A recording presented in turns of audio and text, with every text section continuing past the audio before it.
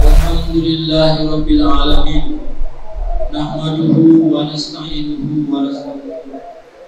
Wa na'udzu billahi min shururi anfusina wa min sayyiati a'malina.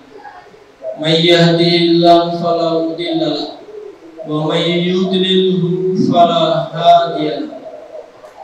Ashhadu an la ilaha illallah wahdahu la syarika lahu wa ashhadu anna Muhammadan Rasulullah. Balaghur risalah wa addal amanah wa nasahal ummah wa kasafallahu bihil ghammah wa tarakna 'alal mahajjatil bayda lailuha kanahariha la yazigu anha illa halik. Allahumma sholli wa sallim wa barik ala Sayyidina Muhammadin wa ala alihi wa ashabihi wa man tabi'ahum bi ihsanin ila yaumiddin. Usikum wa nafsi bi taqwallah faqad fazal muttaqun kama qala ta'ala fi kitabihil aziz. Ya ayyuhalladzina amanu taqullaha haqqa tuqatih wa la tamutunna illa wa antum muslimun.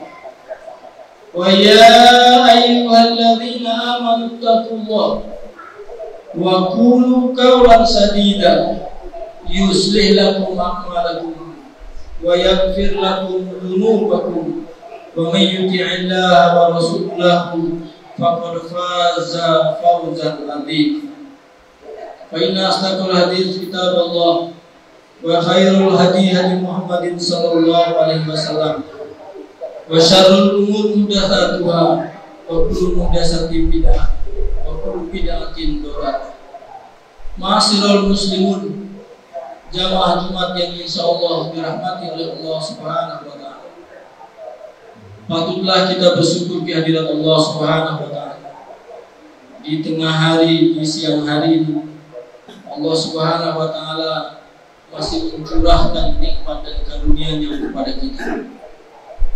Masih dihantarkannya kita untuk menunaikan salah satu kewajiban kita kepada Allah Subhanahu wa taala, yakni melaksanakan sholat Jumat secara berjamaah. Dan lebih dari itu pula, Allah Subhanahu wa taala masih mencurahkan begitu banyak nikmat dan karunia kepada kita yang kita tidak akan pernah mampu menghitungnya. Mulai dari nikmat kita bangun tidur sampai kita tidur kembali dan bangun kembali, nikmat-nikmat itu tidak seorang pun hamba bisa menghitungnya, baik yang kecil maupun yang besar. Maka sudah sepatutnya lah bagi kita selaku hamba Allah Subhanahu wa taala untuk senantiasa memperbanyak rasa syukur dan senantiasa memuji Allah Subhanahu wa taala. Salawat dan salam senantiasa kita sampaikan atas baginda Rasulullah sallallahu alaihi wasallam yang telah menuntun dan membawa kita kepada satu agama, satu syariat yang menyelamatkan kita hidup di dunia, lebih-lebih untuk kehidupan kita di yaumil akhirat nanti. Jemaah salat Jumat yang insyaallah dirahmati oleh Allah Subhanahu wa taala. Sebelumnya khotib berwasiat terutama untuk pribadi hati sendiri dan untuk kita semua yang sempat hadir melaksanakan sholat Jumat pada kesempatan siang hari. Marilah kita senantiasa meningkatkan takwa kita kepada Allah Subhanahu wa taala. Takwa yang diaktualisasikan dengan melaksanakan seluruh perintah Allah, dan takwa yang diaktualisasikan dengan meninggalkan semua apa saja yang telah dilarang oleh Allah Subhanahu wa taala. Mudah-mudahan dengan kita senantiasa taat kepada Allah, dengan kita senantiasa mematuhi setiap larangan-larangan Allah Subhanahu wa taala, mudah-mudahan itu semua menghantarkan kita kepada satu kemuliaan, yakni menjadi orang-orang yang beriman dan bertakwa di sisi Allah Subhanahu wa taala. Ma'asyiral muslimun jamaah Jumat rahimahullah. Judul khutbah pada kesempatan siang hari ini adalah mewaspadai fitnah di akhir zaman. Ma'asyiral muslimun jamaah Jumat rahimahullah. Tentu kita harus menyadari bahwasanya kita hidup di zaman ini atau di masa ini tidaklah hidup sebagaimana hidup di masa Rasulullah SAW, di masa para sahabat, di masa para tabi'in. Akan tetapi kita hidup hari ini adalah satu kehidupan di penghujung daripada kehidupan itu sendiri. Tentulah kehidupan di penghujung kehidupan itu tentu banyak fitnah. Tentu banyak fitnah yang menimpa siapa saja yang hidup di dalamnya. Maka ketika seseorang tidak memahami dan tidak mengenal fitnah dalam kehidupan itu sendiri, maka pada dasarnya orang itu terkena dengan fitnah.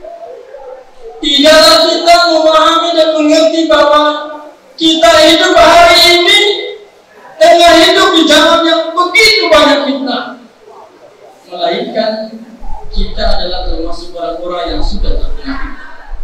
Maka kewajiban seorang mukmin, orang yang mengaku dirinya muslim, ketika dia berada di zaman yang penuh dengan fitnah, mestilah dia memahami dan mengerti benar hakikat daripada fitnah-fitnah itu sendiri. Ma'asyiral muslimun jamaah Jumat yang insyaallah dirahmati oleh Allah Subhanahu wa taala. Di dalam Al-Qur'an surat Al-Ankabut ayat yang ketiga, Allah Subhanahu wa taala jauh lebih awal mengabarkan kepada seluruh umat manusia bahwasannya siapapun ia pasti akan menjumpai atau berhadapan dengan yang namanya fitnah.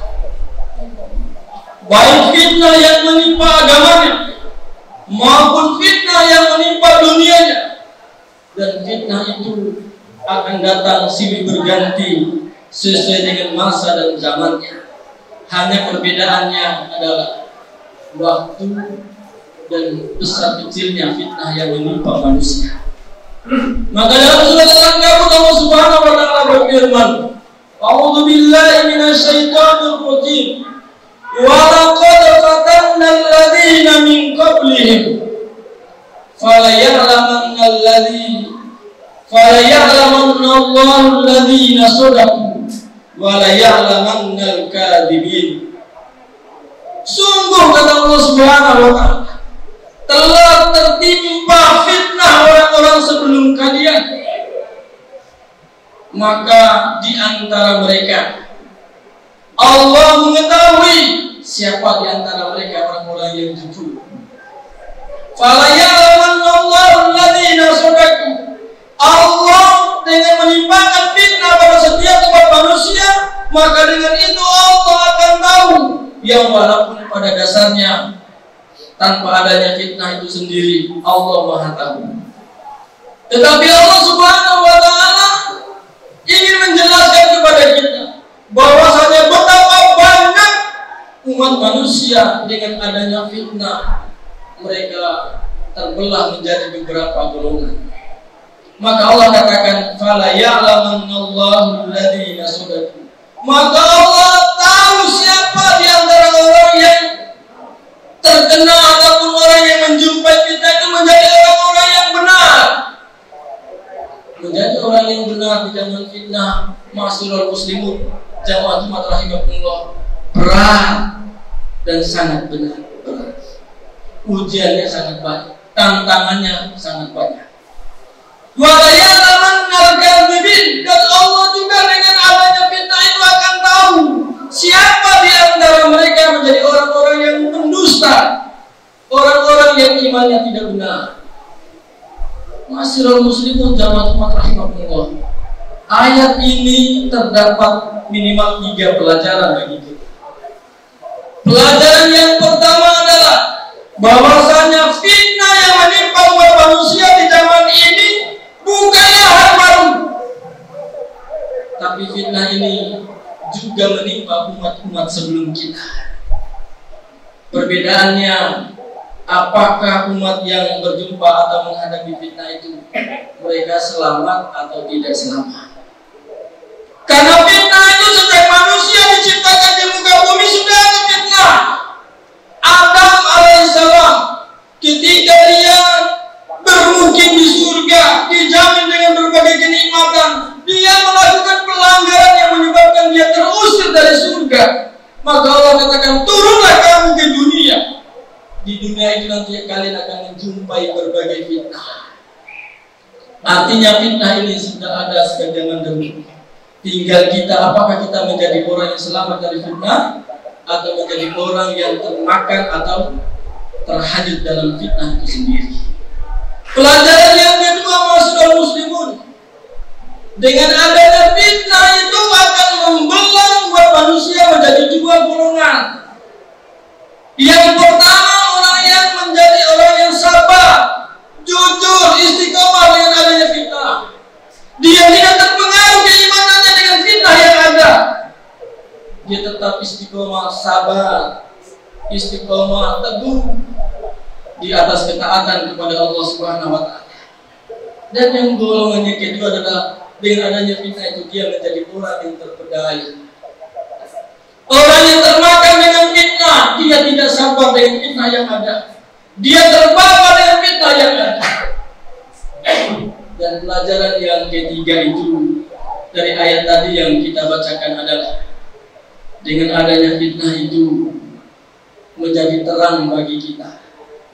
Kita akan bisa melihat siapa yang berada di atas kebenaran, siapa yang senantiasa berada di atas keimanan, atau malah sebaliknya, dengan fitnah itu kita akan bisa melihat dan menyaksikan siapa di antara kita menjadi orang-orang yang berbelok dari jalan yang benar.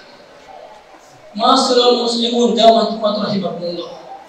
Imam Ibnul Qayyim menjelaskan kepada kita tentang al-fitnah dalam kitab beliau Al-Fawaid. Beliau mengatakan ada dua sumber pangkal terjadinya berbagai fitnah. Beliau katakan fitnah itu adalah satu keadaan atau kondisi di mana seseorang tidak berada pada semestinya. Semestinya kita ini menjadi hamba Allah, hamba yang taat kepada Allah Subhanahu wa Ta'ala, hamba yang selalu mendengar Allah Subhanahu wa Ta'ala, hamba yang senantiasa mencintai Allah. Tapi karena fitnah, maka kita menjadi orang yang tidak taat kepada Allah. Kita menjadi orang yang tidak mau mendengar Allah Subhanahu wa Ta'ala. Maka kata Imam Ibnul Qayyim, pangkal atau sumber fitnah itu ada dua. Yang pertama adalah fitnah syubhat. Fitnah syubhat. Fitnah inilah yang menyerang umat manusia yang berarah kepada keyakinan atau keimanan seseorang. Dan sumber atau pangkal fitnah yang kedua adalah fitnah syahwat. Fitnah syahwat, hawa nafsu yang ada pada diri kita. Seorang ulama yang bernama Dr. Muhammad Asyibani rahimahullah, beliau menjelaskan bahwasanya salah satu penyebab kehancuran atau porak-porandanya para pejuang, para pendukung perjuangan Islam dan orang-orang Islamis lemah semangatnya dalam beribadah atau beramal soleh. Salah satu penyebab utamanya kata beliau adalah lemahnya atau hilangnya rasa yakin seorang hamba kepada Allah dan janji-janji Allah Subhanahu wa Ta'ala. Ini pangkal yang paling utama. Kenapa orang bisa malas beribadah kepada Allah? Kenapa orang menjadi tidak bersemangat dalam membela agama Allah? Awalnya karena lemahnya keyakinannya kepada Allah dan janji-janji Allah Subhanahu wa Ta'ala. Kenapa kita lemah dalam bersemangat beribadah kepada Allah? Karena lemahnya keyakinan kita bagaimana janji Allah Subhanahu wa Ta'ala kepada orang-orang yang senantiasa beramal saleh. Dan diperparah lagi kata beliau, sudah lemah keyakinannya kepada Allah dan janji-janji Allah, diperparah lagi dengan besarnya hawa nafsu yang melekat pada diri kaum muslimin. Inilah pangkal sumber fitnah, sehingga banyak terjadi fitnah di muka bumi ini. Semuanya berawal dari fitnatus syahwat wa fitnatus subhat. Fitnah yang menimpa akidah kita, lemah keimanan kita, lemah kepercayaan kita kepada Allah Subhanahu wa taala dan janji-janji Allah. Diperparah lagi hawa nafsu yang melekat pada diri kita ini jauh lebih besar, dan hawa nafsu itu diperparah. Ma'asyiral muslimun, jamaah Jumat rahimahullah. Maka seorang ulama, pengamat, pakar terhadap fitnah akhir zaman, dalam buku beliau Fitnah Akhir Zaman, yaitu seorang Syekh Abu Robani Abdullah rahimahullah, beliau mengatakan ada minimal 3 solusi selamat dari fitnah akhir zaman. Solusi yang pertama kata beliau adalah maniktazala ahlul asar. Siapa saja yang melakukan ujlah terhadap kebiasaan-kebiasaan umat manusia yang terkena dengan fitnah, dia berujlah, menjauhkan diri, berlepas diri. Ketika umat imannya lemah, mereka terjun ke dalam kemaksiatan dan kemungkaran, dia tidak mau bersama, berpisah. Dia ingin menjauh, tidak mau terlibat. Inilah ujlah.